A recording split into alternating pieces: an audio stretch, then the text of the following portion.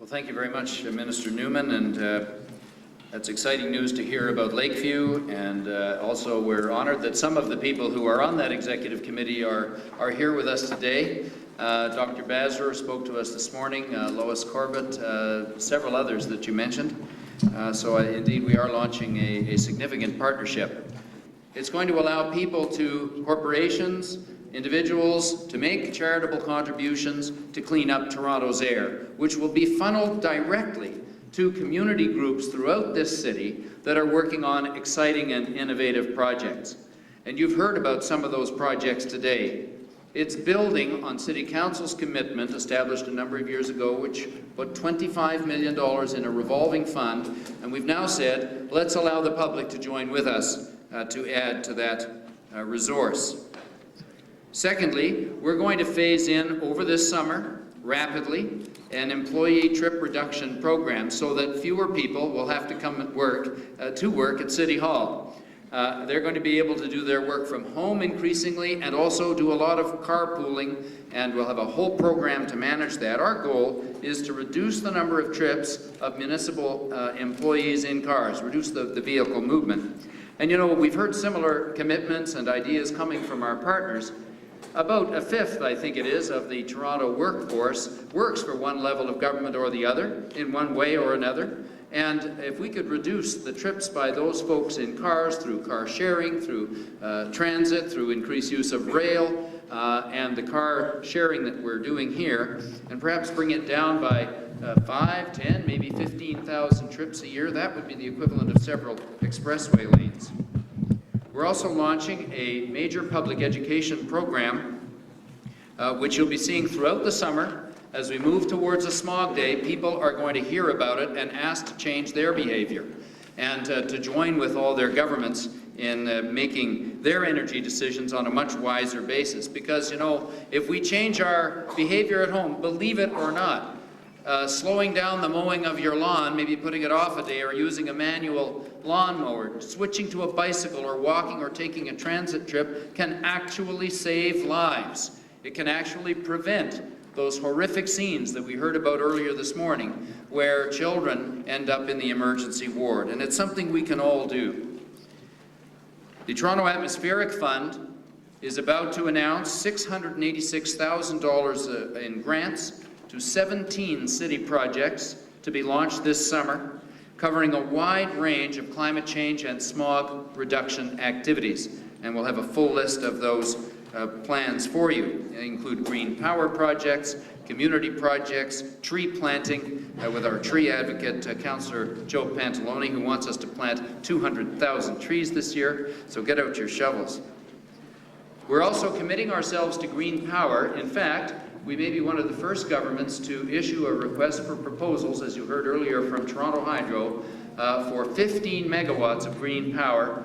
And we're calling on anyone producing wind power, solar power, power from landfill gas, and methane digestion to come and sell it to the city. We're going to use it to run our city administration. Finally, and to me this is one of the most exciting things because we're the only city in the world to do this, we are setting ourselves a goal of ultimately retrofitting every single building in Toronto. And we're starting with a council commitment which has just been made to retrofit 40% of the entire building stock of the City of Toronto, offices, homes, office buildings, industrial buildings. Retrofit all of these buildings by the time that Kyoto arrives. And we're going to do that entirely out of the energy that we otherwise would have had to purchase, based on the model of the Better Buildings Partnership, which is exceeding all targets. And I'm thrilled that the federal government has seen fit to award to the FCM a similar revolving fund to begin with municipal buildings across the country. And we're asking, and I've met with Minister Martin about this financial mechanism and Minister Anderson, to consider the notion of a strategy that would retrofit all buildings in Canada. We could become the first country in the world to set itself the goal of retrofitting itself entirely out of energy savings. And wouldn't that be something? As a city, we're declaring that as our objective. The emission reduction from that is huge. And when you add it to the Deep Lake Water Cooling Project that we're all working on together, we can lick smog in Toronto, particularly with some of the transit ideas that were emerging today.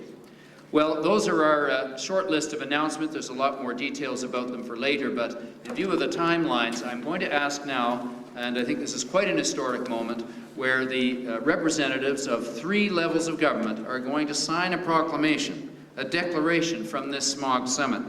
And this declaration, if I could ask my colleagues to join me for the signing moment.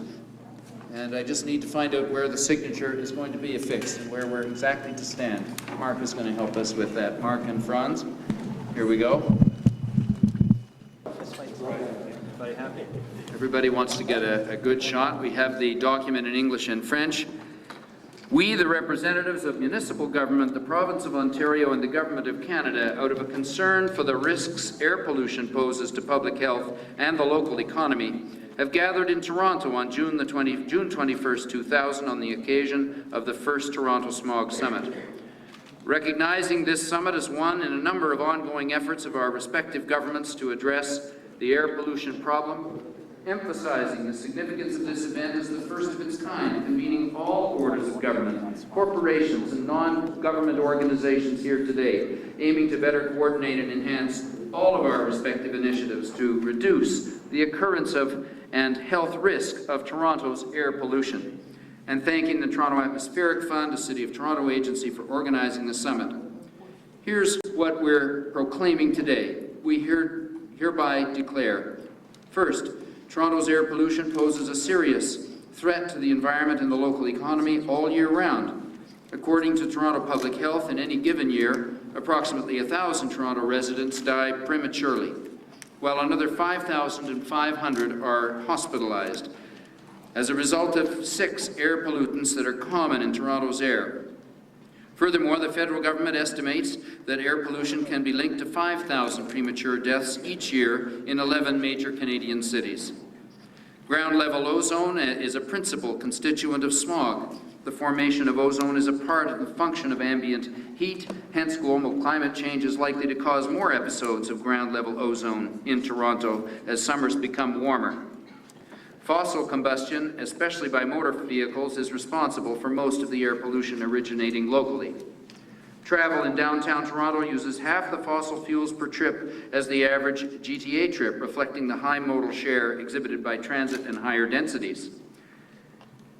In the year 2000 and 2001, the City of Toronto is prepared to take action to improve air quality, as I've just outlined. In the same year, the province of Ontario is prepared to take action, as outlined by Minister Newman a moment ago. And the Government of Canada is prepared to take action, as outlined by Ministers Anderson and Collouette just a moment ago. And finally, a working group will be established, including representatives from all orders of government operating within the GTA, to follow up on key issues identified during the summit and to establish a series of ongoing summits. So I would ask now to invite my colleagues from the province and the federal government to join and to sign this declaration right now. And I hope that you'll join with me in appreciating the significance and the hopefulness of this collaborative effort.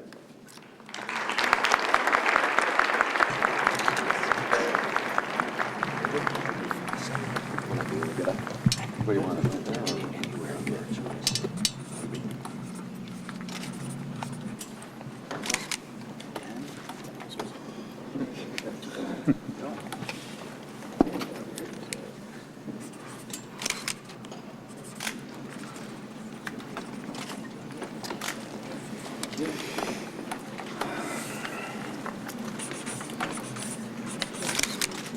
Jack, you didn't slip in an extra line. I think a couple $100. Well, let's all take a deep, clean breath in the hopefulness of the moment, shall we?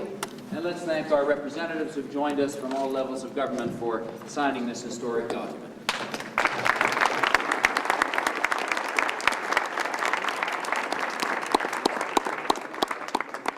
It's really fabulous. Dan, Judy Stroh.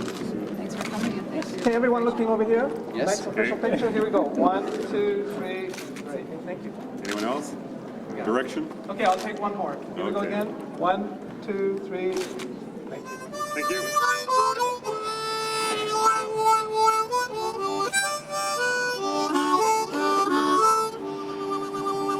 cops are watching us.